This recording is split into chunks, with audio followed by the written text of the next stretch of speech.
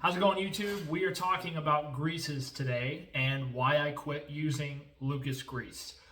So I used Lucus Grease products for almost a decade, and it always worked fine, for basically we'll call it hobby greasing.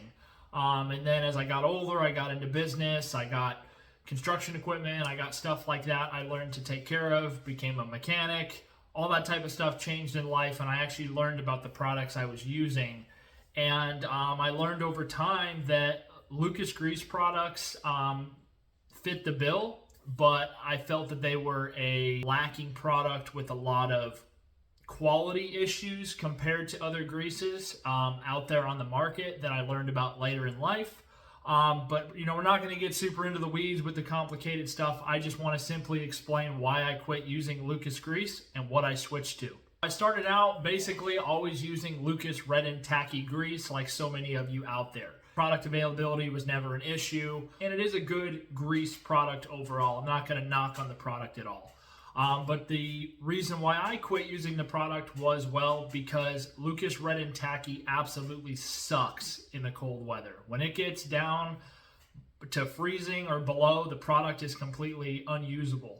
And for years, in the winter, I would keep my grease guns inside the house, to eliminate that issue if I needed grease. Well, when I got into business, that wasn't practical. I had to always carry a grease gun.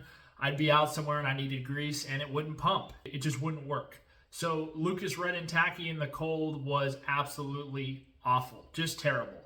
It's summertime. Performance was obviously much better. No issue with pumpability or anything like that.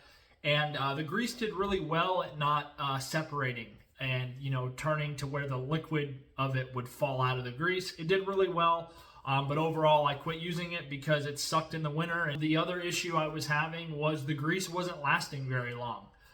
In my trailer wheel bearings, I was only getting about 10 to 12,000 miles out of a pack.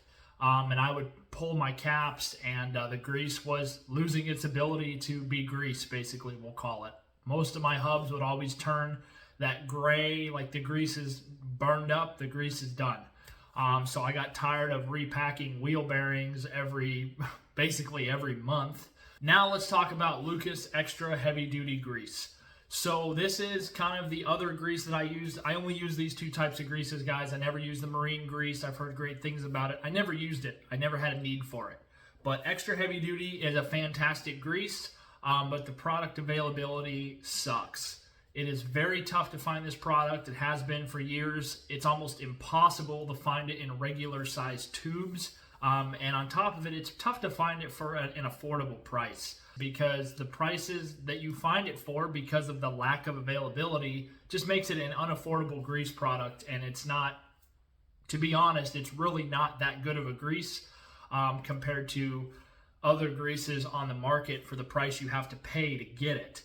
Really, the only way you can find it pretty easily is in the small tubes, like for the small grease guns. Grease overall, it definitely was a better grease over Red and Tacky.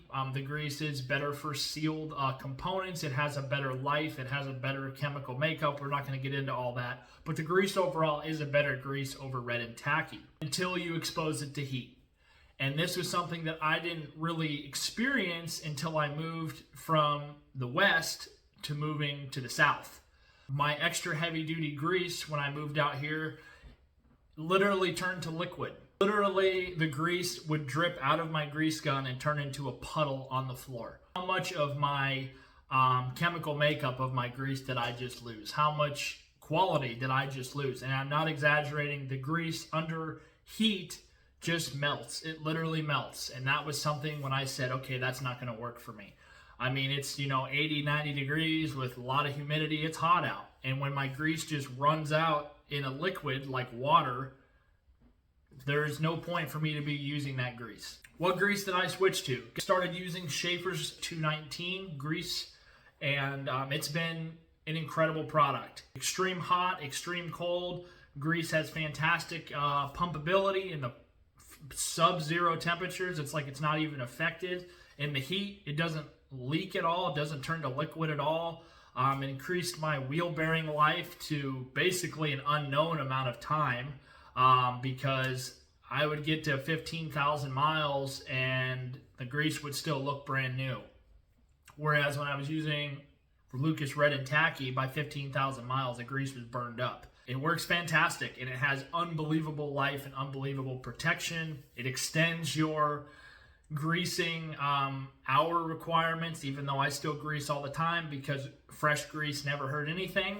But yeah, guys, basically in a nutshell, Lucus Red and Tacky just didn't work for me anymore.